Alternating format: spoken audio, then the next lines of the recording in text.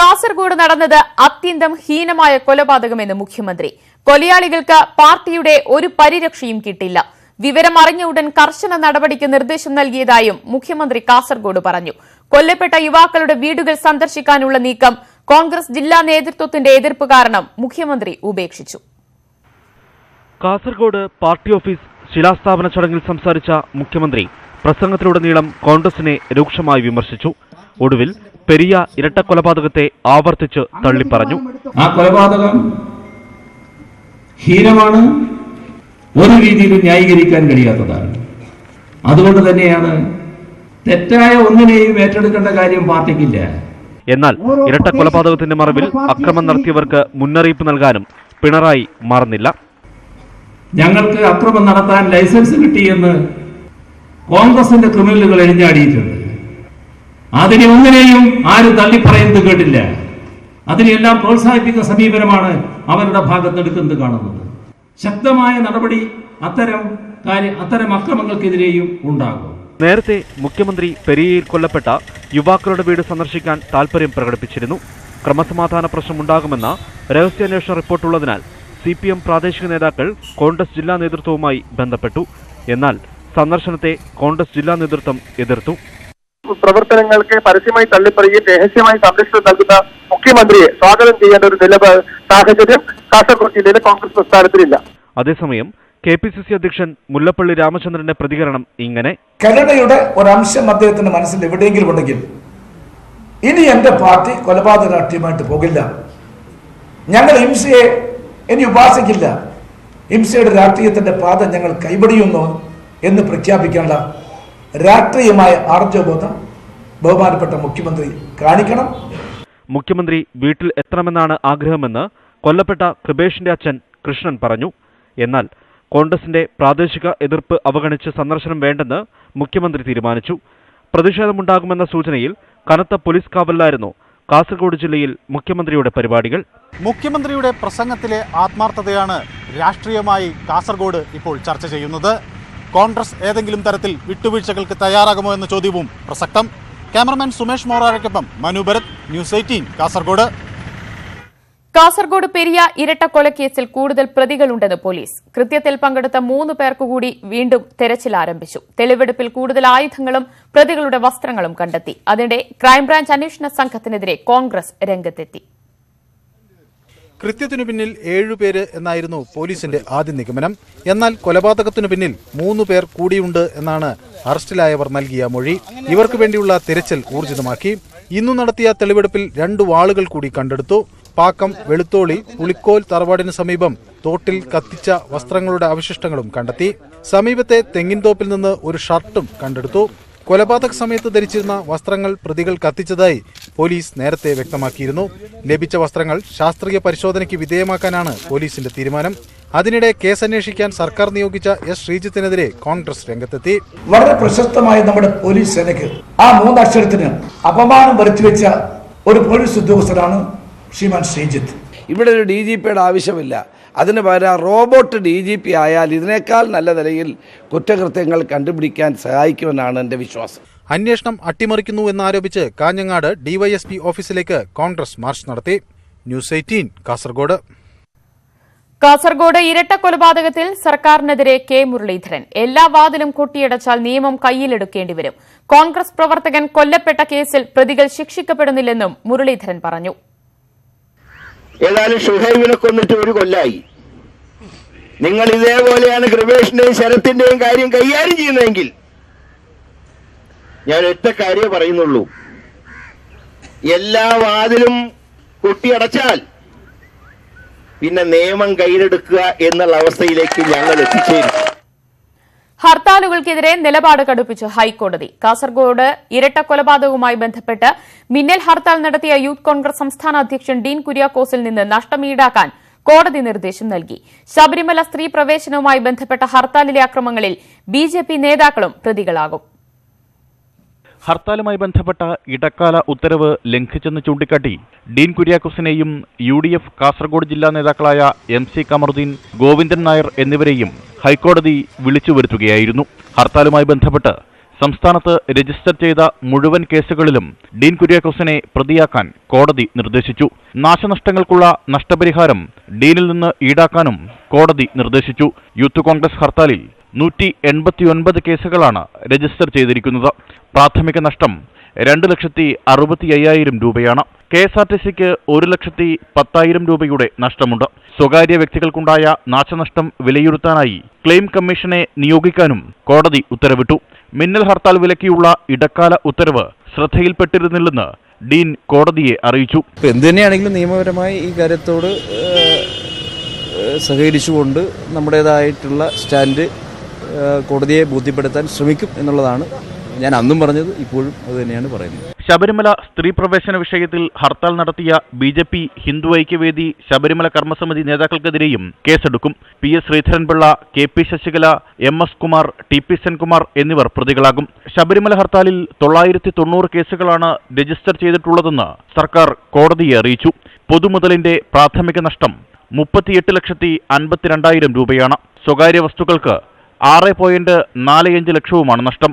3 കോടി രൂപ KSRTCക്ക് നഷ്ടമുണ്ടായി. കോടതി നിർദ്ദേശത്തെ സ്വാഗതം ചെയ്യുന്നതായി മന്ത്രി കടകംപള്ളി സുരേന്ദ്രൻ പ്രതികരിച്ചു. BJP നേതാക്കളും അതുപോലെ തന്നെ ഹിന്ദു ഐക്യവേദി നേതാക്കളെന്ന് പറയുന്നവരും പിന്നെ കുറെ ആന്റി സോഷ്യൽസും എല്ലാവരും ഉണ്ട്. ആരുടെ പേരിലായിരുന്നാലും ശരി, ഭക്തജനങ്ങളെ ആക്രമിക്കാനൊക്കെ വരികയും അതിന് നേതൃത്വം കൊടുക്കുകയും ചെയ്ത ആളുകളുടെ പേരിൽ കേസെടുക്കുന്നത് നല്ലത് തന്നെയാണ്. അടുത്ത മാസം 6-ന് ഹർജി വീണ്ടും പരിഗണിക്കും. 5-ന് മുൻപ് ഡീൻ അടക്കമുള്ളവർ വിശദമായ സത്യവാങ്മൂലം സമർപ്പിക്കണം. 3 പേരെയും നേരിട്ട് ഹാജരാകുന്നതിൽ നിന്ന് ഒഴിവാക്കിയിട്ടുമില്ല. MS Aneesh Kumar, news 18, Kochi.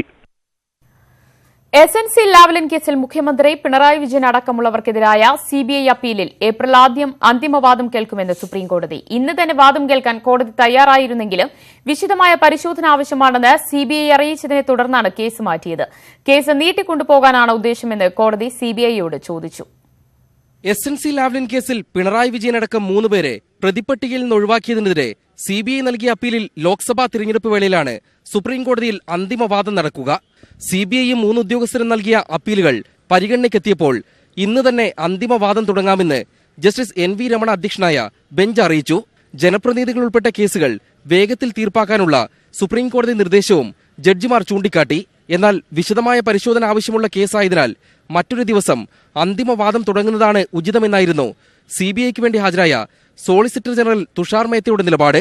Case നീട്ടിക്കൊണ്ടുപോകാനാണ് CBI ഉദ്ദേശമെങ്കിൽ മാറ്റിവയ്ക്കാമെന്ന് justice Ramana പറഞ്ഞു. തുടർന്ന് കേസ് മാറ്റുമെന്ന് ഉറപ്പായതോടെ മാർച്ചിൽ ഹോളി അവധിക്ക് ശേഷം അന്തിമവാദം തുടങ്ങുന്നതാണ് സൗകര്യമെന്ന് മുഖ്യമന്ത്രിയുടെ അഭിഭാഷകൻ V ഗിരി അറിയിച്ചു. ഇരുഭാഗത്തിന്റെയും സൗകര്യം പരിഗണിച്ചാണ് ഏപ്രിൽ ആദ്യവാരമോ 2ാം വാരമോ അന്തിമവാദം തുടങ്ങാൻ കോടതി തീരുമാനിച്ചത്. കൃത്യമായ തീയതി കോടതി രജിസ്ട്രി പിന്നീട് നിശ്ചയിക്കും. തിരഞ്ഞെടുപ്പ് കാലത്ത് ലാവ്ലിൻ കേസിലെ നിയമ നടപടികൾ സജീവമാകുന്നതിലൂടെ കോടതിക്ക് പുറത്ത് രാഷ്ട്രീയ വിവാദം കൊഴുക്കുമെന്നുറപ്പ്. സുപ്രീം കോടതിയിൽ നിന്നും M Unnikrishnan, news 18. Thiruvananthapuram railway സ്റ്റേഷനിൽ സംസ്ഥാന സർക്കാരിന്റെ പരസ്യ ബോർഡുകൾ നീക്കം ചെയ്തതിനെതിരെ MP-യുടെ പ്രതിഷേധം. A. സമ്പത്ത് MP-യാണ് പ്രതിഷേധിച്ചത്. കേന്ദ്ര സർക്കാരിന്റേത് നിലനിർത്തി സംസ്ഥാന സർക്കാരിന്റെ പരസ്യ ബോർഡുകൾ മാത്രമാണ് റെയിൽവേ നീക്കം ചെയ്തത്. പരസ്യ കമ്പനിയാണ് ബോർഡുകൾ നീക്കം ചെയ്തതെന്നാണ് റെയിൽവേയുടെ വിശദീകരണം. പിണറായി വിജയന്റേതായ കേരളത്തിലെ മുഖ്യമന്ത്രിയുടെ പടമുള്ളതുകൊണ്ട് ചില റെയിൽവേയിലെ വലിയ അംഗത്തമാർക്ക് അതൊന്നും ഇഷ്ടമുള്ള കാര്യമല്ല.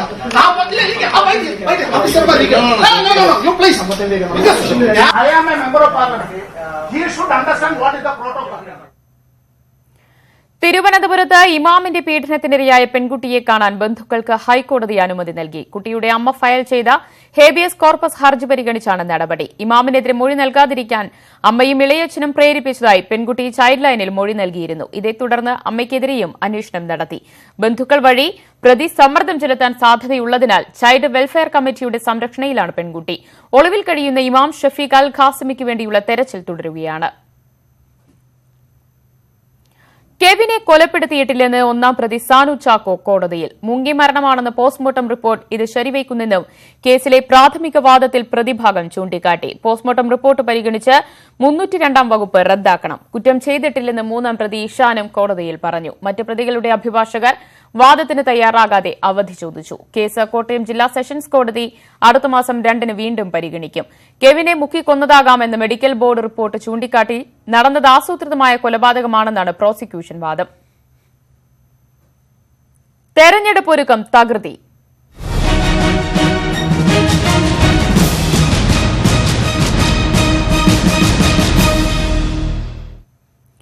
സംസ്ഥാനത്തെ ബിജെപിയുടെ തെരഞ്ഞെടുപ്പ് പ്രവർത്തനങ്ങൾ വിലയിരുത്താൻ ദേശീയ അധ്യക്ഷൻ അമിത്ഷാ അല്പസമയത്തിനകം പാലക്കാടെത്തും. വിവരങ്ങളുമായി പ്രസാദ് ഉടുമ്പശ്ശേരി ചേരുകയാണ്. പ്രസാദ്, എത്ര മണിയോടുകൂടിയാണ് അദ്ദേഹം എത്തിച്ചേരുന്നത്? അദ്ദേഹം വരുന്നതുമായി ബന്ധപ്പെട്ട് എന്തൊക്കെ ഒരുക്കങ്ങളാണ് അവിടെ ഒരുക്കിയിട്ടുള്ളത്? അല്പസമയത്തിനകം തന്നെ പ്രവർത്തക കൺവെൻഷൻ ആരംഭിക്കും. പ്രവർത്തക കൺവെൻഷനിലേക്ക് ദേശീയ അധ്യക്ഷൻ അമിത്ഷാ എത്തും. നേരത്തെ നിശ്ചയിച്ചതിൽ നിന്നും വ്യത്യസ്തമായി ആദ്യം പ്രവർത്തക കൺവെൻഷനിൽ ആണ് അദ്ദേഹം പങ്കെടുക്കുക. തുടർന്ന് 20 ലോക്സഭാ മണ്ഡലങ്ങളെയും തെരഞ്ഞെടുപ്പ് ചുമതലയുള്ള നേതാക്കന്മാരും മുഴുവൻ സമയ പ്രവർത്തകരുമായി കൂടിക്കാഴ്ച നടത്തും. തുടർന്ന് RSS നേതൃത്വവുമായി ഇന്ന് കൂടിക്കാഴ്ച നടത്തുന്നുണ്ട്. രാവിലെ ബിജെപിയുടെ സംസ്ഥാന ഭാരവാഹി യോഗം ചേർന്നിരുന്നു. ഇതിൽ തെരഞ്ഞെടുപ്പ് പ്രവർത്തനങ്ങളുമായി ബന്ധപ്പെട്ട് മേഖലാ ജാഥകൾ ഉൾപ്പെടെ നടത്താൻ നിശ്ചയിച്ചിട്ടുണ്ട്. 4 മേഖലകളിലായാണ് ജാഥ നടത്താൻ നിശ്ചയിച്ചിട്ടുള്ളത്. അതിന് പുറമെ ഫെബ്രുവരി 28-ന് പ്രധാനമന്ത്രി വീഡിയോ കോൺഫറൻസിലൂടെ പ്രവർത്തകരുമായി സംവാദം നടത്തും. 280 കേന്ദ്രങ്ങളിലാണ് ഇത്തരത്തിൽ ബിജെപി പ്രവർത്തകരുമായി പ്രധാനമന്ത്രി സംവാദം നടത്തുക. ഇതിനു പുറമെ യുവമോർച്ച ഉൾപ്പെടെയുള്ള സംഘടനകളുടെ നേതൃത്വത്തിലുള്ള പ്രചരണ പരിപാടികളും നടത്താൻ നിശ്ചയിച്ചിട്ടുണ്ട്. ശരി, പ്രസാദ് ഉടുമ്പശ്ശേരിയാണ് പാലക്കാട് നിന്ന് വിവരങ്ങൾ നൽകിയത്. പുൽവാമയിൽ ഭീകരാക്രമണത്തിൽ 40 സൈനികർ കൊല്ലപ്പെട്ട ശേഷം പ്രധാനമന്ത്രി നരേന്ദ്രമോദി സ്വീകരിച്ചത് ഉദാസീന സമീപനമെന്ന ആരോപണവുമായി കോൺഗ്രസ്. സംഭവം നടന്ന ശേഷം പുൽവാമയെപ്പറ്റി മിണ്ടാതെ മോദി ഉത്തരാഖണ്ഡിൽ ബിജെപി റാലിയിൽ സംസാരിച്ചു. വാർത്ത വന്ന് 3 മണിക്കൂറിന് ശേഷവും ചാനൽ ചിത്രീകരണത്തിൽ വ്യാപൃതനായിരുന്ന മോദി പ്രൈം മിനിസ്റ്ററല്ല, പ്രൈം ടൈം മിനിസ്റ്ററാണെന്ന് രാഹുൽ ഗാന്ധി ആരോപിച്ചു. പുൽവാമ ആക്രമണം നടന്ന് 2 മണിക്കൂർ കഴിഞ്ഞുള്ള ബിജെപി റാലിയിൽ സംഭവത്തെക്കുറിച്ച് പ്രധാനമന്ത്രി ഒരു വാക്കുപോലും പറഞ്ഞില്ല. മൌനാചരണത്തിന് നിർദ്ദേശിച്ചതുമില്ല. ഉത്തരാഖണ്ഡിലെ ബിജെപി റാലിയെ മോഡി മൊബൈലിലൂടെ അഭിസംബോധന ചെയ്യുന്ന ദൃശ്യങ്ങൾ പുറത്തുവിട്ടാണ് കോൺഗ്രസിന്റെ ആരോപണം. ആക്രമണം നടന്നത് മോഡി അറിഞ്ഞിരുന്നോ? അറിഞ്ഞില്ലെങ്കിൽ സർക്കാരിനെപ്പറ്റി ജനങ്ങൾ എന്തു മനസ്സിലാക്കണമെന്നാണ് കോൺഗ്രസ് ഉന്നയിക്കുന്ന ചോദ്യം. ഭീകരാക്രമണ വാർത്ത വന്ന് 3 മണിക്കൂർ കഴിഞ്ഞപ്പോൾ മോഡി സ്വകാര്യ ചാനലിനു വേണ്ടി ഷൂട്ടിംഗിൽ വ്യാപൃതനായിരുന്നുവെന്ന് ചിത്രങ്ങൾ പുറത്തുവിട്ട് രാഹുൽ ഗാന്ധി ആരോപിച്ചു. ജവാന്മാരുടെ കുടുംബം ദുഃഖത്തിൽ മുങ്ങി നിൽക്കുമ്പോൾ ഇങ്ങനെ ചെയ്ത പ്രധാനമന്ത്രി പ്രൈം ടൈം മിനിസ്റ്ററാണ്. ഫോട്ടോഷൂട്ട് സർക്കാരെന്ന അടിക്കുറിപ്പോടെയാണ് ട്വിറ്ററിലെ രാഹുലിന്റെ വിമർശനം. നരേന്ദ്രമോദിയെയും പ്രധാനമന്ത്രിയുടെ ഓഫീസിനെയും ഒരുപോലെ ലക്ഷ്യം വെച്ചാണ് കോൺഗ്രസിന്റെ ആരോപണങ്ങൾ. ന്യൂസ് 18 ഡൽഹി. പുൽവാമ ഭീകരാക്രമണത്തിന് ശേഷം രാജ്യത്തിന്റെ വിവിധ ഭാഗങ്ങളിൽ കശ്മീരികൾക്കെതിരെ നടക്കുന്ന അക്രമങ്ങൾ തടയാൻ സംസ്ഥാനങ്ങൾക്ക് സുപ്രീംകോടതിയുടെ നിർദ്ദേശം. കശ്മീരിൽ ഒരു ജെയ്ഷെ മുഹമ്മദ് ഭീകരൻ അറസ്റ്റിലായി. ഭീകരരെ സഹായിക്കുന്നവരെ ഒറ്റപ്പെടുത്തുന്ന സംഘടനയായ ഫിനാൻഷ്യൽ ആക്ഷൻ ടാസ്ക് ഫോഴ്സ് പാകിസ്ഥാന്റെ പേര് കരിമ്പട്ടികയിൽ നിലനിർത്താൻ തീരുമാനിച്ചു. ജമ്മു കാശ്മീർ സ്വദേശികൾക്കെതിരായ ഭീഷണി ശ്രദ്ധയിൽപ്പെട്ടാൽ അടിയന്തര നടപടിയെടുക്കാനാണ് സംസ്ഥാന ചീഫ് സെക്രട്ടറിമാർക്കും DGPമാർക്കും സുപ്രീം കോടതിയുടെ നിർദ്ദേശം. 9 സംസ്ഥാനങ്ങൾക്ക് കോടതി നോട്ടീസ് അയച്ചു.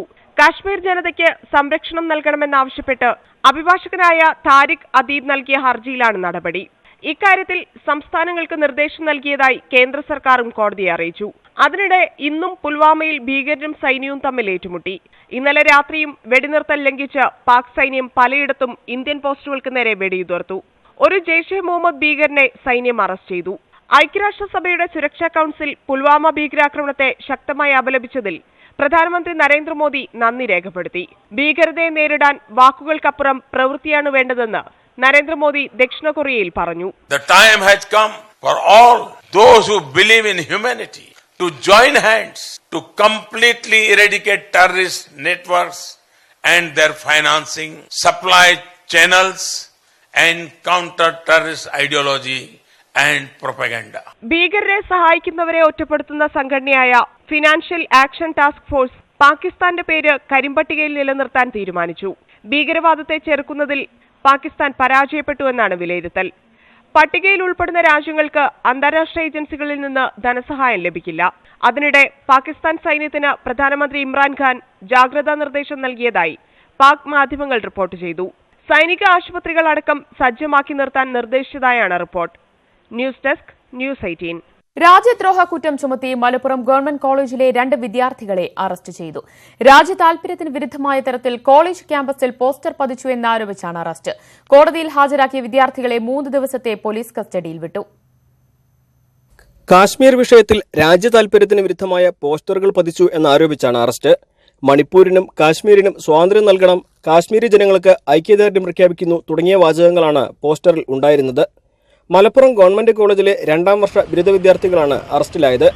പോസ്റ്റർ ശ്രദ്ധയിൽപ്പെട്ട ഉടൻ പോലീസിന് പരാതി നൽകുകയായിരുന്നുവെന്ന് പ്രിൻസിപ്പൽ പറഞ്ഞു. പോസ്റ്ററിനകത്ത് രാജ്യദ്രോഹമായിട്ടുള്ള സെന്റൻസ് ആണ് കണ്ടത്. അപ്പോൾ നമ്മൾ അതുകൊണ്ട് അത് റിപ്പോർട്ട് ചെയ്യുക ചെയ്തത്. കാരണം അത് ശരിയല്ല എന്ന് തന്നെയാണ് ഞങ്ങൾ വിശ്വസിക്കുന്നത്. അതുകൊണ്ട് റിപ്പോർട്ട് ചെയ്ത് അത്രേ ഉള്ളൂ. റാഡിക്കൽ സ്റ്റുഡൻസ് ഫോറം എന്ന സംഘടനയുടെ പേരിലാണ് പോസ്റ്റർ. സംഘടനയ്ക്ക് പ്രവർത്തിക്കാൻ അനുവാദം നൽകണമെന്ന് വിദ്യാർത്ഥികൾ മുൻപ് കോളേജ് അധികൃതരോട് ആവശ്യപ്പെട്ടിരുന്നു. പക്ഷേ ഈ ആവശ്യം തള്ളി. തീവ്ര ഇടതു നിലപാടുള്ള സംഘടനയാണ് ഇതെന്നാണ് പോലീസിന്റെ വിലയിരുത്തൽ. പുറമേ നിന്നുള്ള ആരുടെയെങ്കിലും പിന്തുണ വിദ്യാർത്ഥികൾക്ക് കിട്ടിയിട്ടുണ്ടോ എന്നും പോലീസ് അന്വേഷിക്കുന്നുണ്ട്. ന്യൂസ് 18 മലപ്പുറം.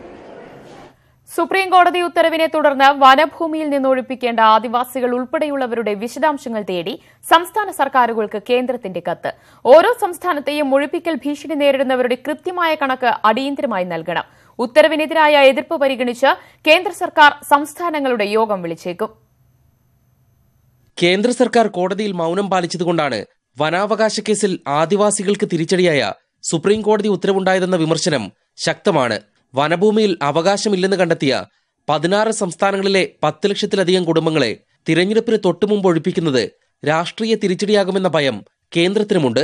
ഈ സാഹചര്യത്തിലാണ് വിധിയുടെ പ്രത്യാഘാതം അനുഭവിക്കേണ്ടി വരുന്നവരുടെ വിവരശേഖരണത്തിന് കേന്ദ്ര ഗിരിവർഗകാര്യ മന്ത്രാലയത്തിന്റെ അടിയന്തര ഇടപെടൽ. വനാവകാശ നിയമപ്രകാരം രാജ്യത്ത് 19 ലക്ഷം ആദിവാസികൾക്ക് പട്ടയം നൽകിയതായാണ് കേന്ദ്ര സർക്കാരിന്റെ കണക്ക്.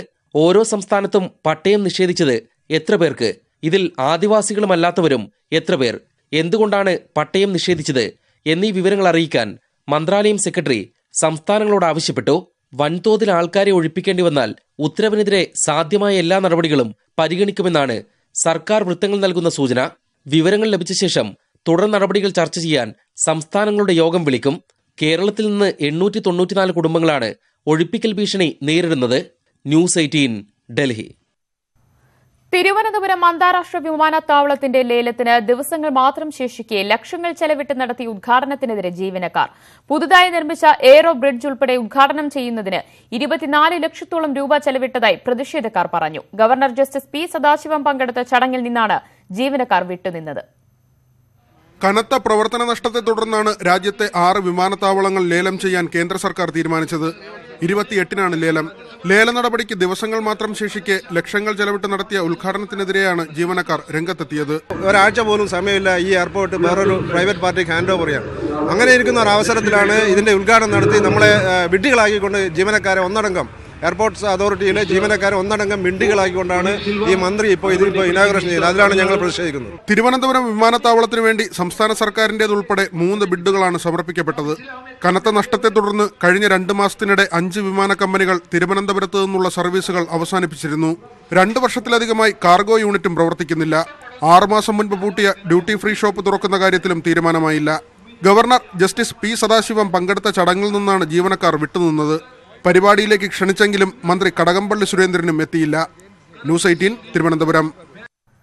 കുട്ടികൾക്ക് രോഗപ്രതിരോധ കുത്തിവയ്പ് എടുക്കുന്നതിന്റെ പ്രാധാന്യത്തെക്കുറിച്ചുള്ള രാജ്യത്തെ ഏറ്റവും വലിയ ബോധവൽക്കരണ ക്യാമ്പയിന് മുംബൈയിൽ തുടക്കം.